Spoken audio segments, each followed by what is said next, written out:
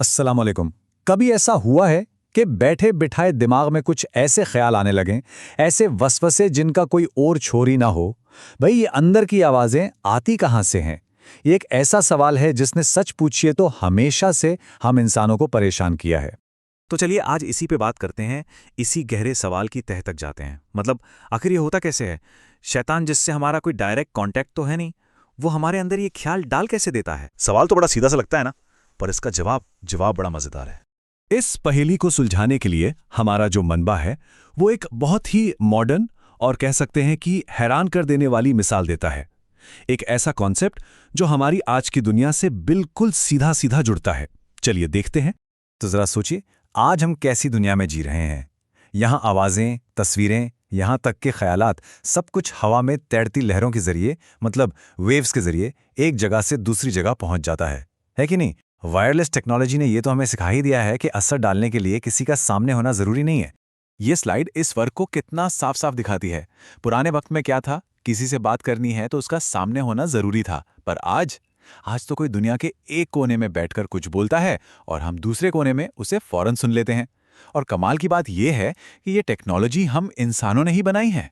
तो यहाँ एक सवाल उठता है, अगर हम इंसान ऐसी ताकत बना सकते हैं तो क्या ये नामुमकिन है कि जिसने पूरी कायनात बनाई उसने अपनी कुछ मखलूक को भी ऐसी ही सलाहियत दी हो? तो स्रोत के मुताबिक इसका जवाब है हाँ, बिल्कुल। कुछ मखलूक को ये कुदरत दी गई है कि वो दूर से ही हम पर असर डाल सकें। तो अब ये तो समझ आ गया कि असर होता कैसे है। तो फिर अगला सवाल ये है कि ये असर डालने वाले हैं कौन कौन? तो सुनिए, हमारे अंदर की इस खींचतान में तीन मेन किरदार हैं: शैतान, फरिश्ते और हमारा अपना नफ्स। चलिए देखते हैं ये तीनों काम कैसे करते हैं। ये देखिए, ये टेबल तीनों किरदारों को कितने अच्छे से समझाता है। एक तरफ है शैतान जो हमारे दिमाग से कनेक्ट करके बुराई की तरफ उकसाता है।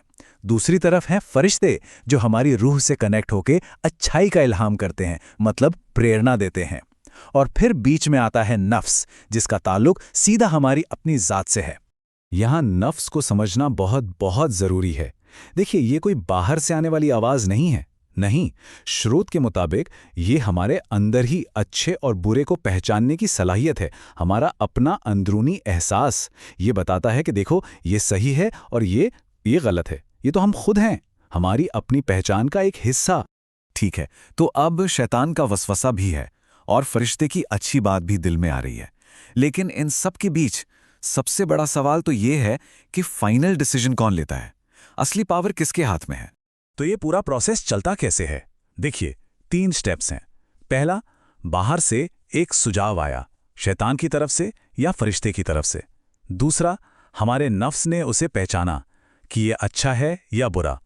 और फिर आता है तीसरा और सबसे जरूरी स्टेप, हमारा अपना फैसला। हम अपनी मर्जी से उसे मानते हैं या ठुकरा देते हैं।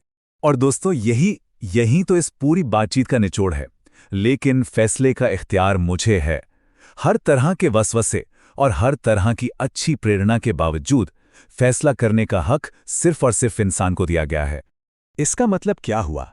इसका मतलब ये हुआ कि हम सिर्फ एक रिसीवर नहीं हैं जो ख्यालात को बस सुनता रहे। नहीं, हम वो हैं जो चुनते हैं। असल पावर, वो फाइनल अथॉरिटी हमारे अपने हाथों में है। अपने फैसलों के मालिक हम खुद हैं। तो आज हमने क्या क्या समझा कि शैतानी वसवसे हम तक मॉडर्न टेक्नोलॉजी की तरह वेव्स के जरिए पहुंचते हैं।